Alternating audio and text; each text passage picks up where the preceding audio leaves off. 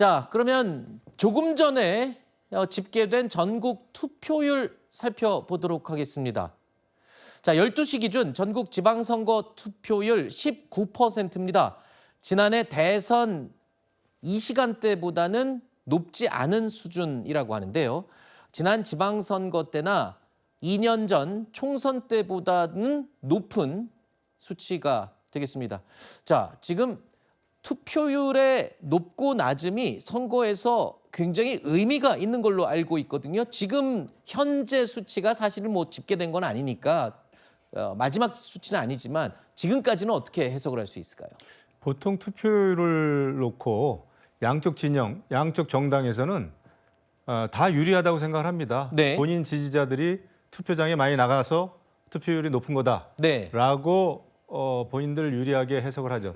특히 이번 지방선거의 좀 특이점은 네. 뭐 이재명 대통령 스스로 나서가지고 뭐 플라톤까지 인용하면서 투표 안 하면 그 대가는 최악의 악질, 저질들에게 의해서 지배당한다. 네.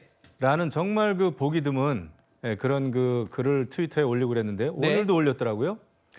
근데 그런 면에서는 굉장히 이번 선거는 정말 극단적인 양 진영, 극단적인 정치가 이번 투표에서 나타나는 거다. 선거 과정에서도 나타났고요. 네. 그리고 그거는 단순히 투표를 하라는 어떤 동료보다는 결국은 민주당 측이라는 얘기입니다. 네. 왜냐하면은 투표를 참여해가지고 우리가 선거 민주주의, 의회 민주주의를 지켜주십시오라는 게 아니고 투표를 하지 않은 대가는 저질들에게 지배당한다.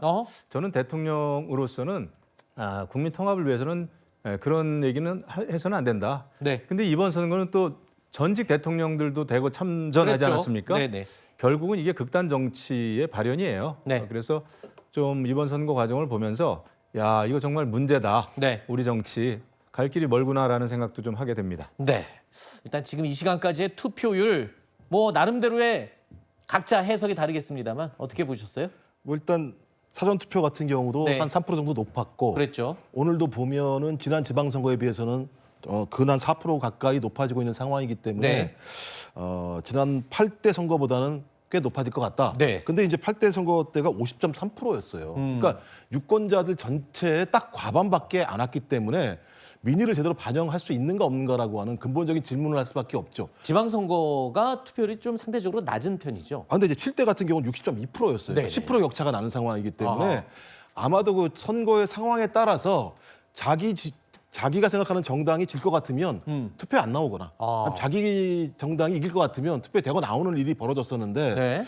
7대 같은 경우는 문재인 정부 때인데요. 이때는 한 네. 60.2%가 나왔는데 8대는 윤석열 네. 정부 때죠. 이때는 50.3%가 나온 상황이어서 저는 만약에 60%대 정도의 수준의 투표율이 나온다고 한다면 네. 중도층이 꽤 많이 밖으로 나오는 거다. 투표하러 나오시는 거다. 이런 생각이 들기 때문에 중도층이 어떤 판단을 할 것인가가 아마 이번 선거, 특히 박빙 지역에서는 그렇죠. 가장 중요한 결과를 결정할 수 있는 요인이 될 수 있다는 생각이 들고요. 네. 뭐 이제 아전인수격으로 해석하면 네. 중도층 같은 경우는 소위 내란에 반대했던 아하. 층들이 꽤 높기 때문에 견제론보다야 네. 내란 문제에 대해서 여전히 애매모호한 태도를 취하고 있는 국민의힘에게 덜 지지하지 않을까라고 하는 네. 기존의 예측이 있긴 합니다만 네. 뭐 표심이라고 하는 건 제가 알 수 없는 거잖아요. 그렇죠. 그렇죠. 근데 이제 저희들은 투표율이 높아지게 되면 민주당 네. 같은 경우는 조금 유리한 국면으로 가지 않는가 판단을 하는 건데 뭐 말씀하신 것처럼 뚜껑 까보고 새벽 대할 수 있는 거겠죠. 네. 투표율이 높아지면 어느 쪽이 유리하다는 매 선거 때마다 서로 해석이 다 다릅니다. 대변인님은 지금까지 나온 선거율에는 투표율에는 어떻게 해석을 하실까요? 일단 과거 같은 경우에는 사전투표라든지 전체적인 투표율이 올라갔을 때는 진보층에 유리하다라는 평들이 있었는데요. 왜냐하면 나이대별로의 투표율을 보았을 때는 2030들이 조금 더 나이가 많으신 분들에 비해서는 투표율 자체가 좀 낮은 모습들을 보였었거든요.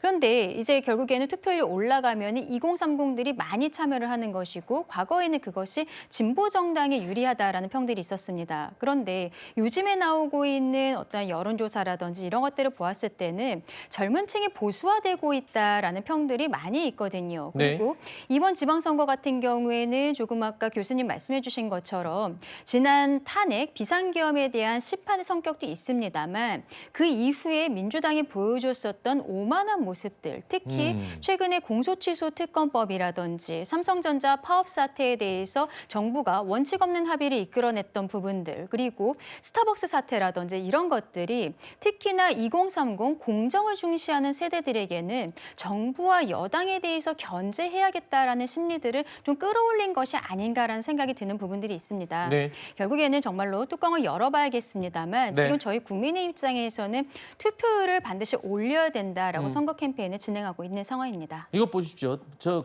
금세 그러잖아요. 지금 투표율 높은 것에 대해서 중도층은 이쪽으로 뽑을 것이다. 진보를 뽑을 것이다. 하지만 과거와 달리 이제는 젊은 층들이 보수화됐다. 뭐 이렇게 각자의 해석이 다릅니다. 오늘 새벽 보니까요. 새벽부터 투표가 시작됐잖아요. 네. 보니까 7시 첫 기준이 0.3%포인트 차였거든요. 네. 0.3%포인트가 지난번 선거 때에 비해서 0.3%포인트 더 선거 투표 참여를 했다. 네. 이런 수치인데 12시를 기준으로 보니까 지금 4%까지 더 벌어졌어요. 아하. 그러니까 더 많은 사람들이 지난번 선거 때보다 투표하고 있다. 네. 이걸 알 수가 있고요. 1시 때부터는 사전 투표했던 것들이 합쳐지기 때문에 네. 수치가 또 확 올라가는 제가 볼 땐 그때 40%가 훨씬 넘어갈 겁니다. 그렇게 되면 저는 60% 가까운 투표율을 최종적으로는 보일 수 있지 않을까 기대를 하고요. 네. 그 기대를 섞어서 전망을 좀 하자면 지난번 선거 때는 대거 대통령 선거에 민주 쪽이 지니까 네. 투표장에 좀 안 나가시는 분들이 많지 않았을까 이렇게 생각을 했었거든요. 네. 실제로 10% 정도가 떨어졌었기 때문에. 네. 근데 이제 다시 그 10%를 좀 회복하는 이 선거라고 이제 제가 양상을 그렇게 읽다 보니까 실제로는 민주당 후보들에게 표를 던지는 경우들이 더 많지 않을까 그렇게 이제 조심스럽게 예측을 해보고요. 네. 아마도 투표율이 60%에 그칠지 아니면 62%까지 더 치고 올라갈지 네. 시민 여러분들께서 얼마나 또 투표를 하실지에 따라서 집권 여당이냐 혹은 또 야당의 일부 갈 수 있냐 이런 것들이 좀 정해지지 않을까 싶습니다. 그러니까 전반적으로 지금 이번이 9회 지방선거인데 8대는 50%대 투표율로 좀 낮았어요. 하지만 7대 그 이전 문재인 전 대통령 정권 때 있었던 그 지방선거 때 투표율까지는 올라갈 것 같다라고 하는 부분은 다 지금 동의하시는 것 같습니다. 하지만 그에 대한 해석은 좀 서로 다르죠.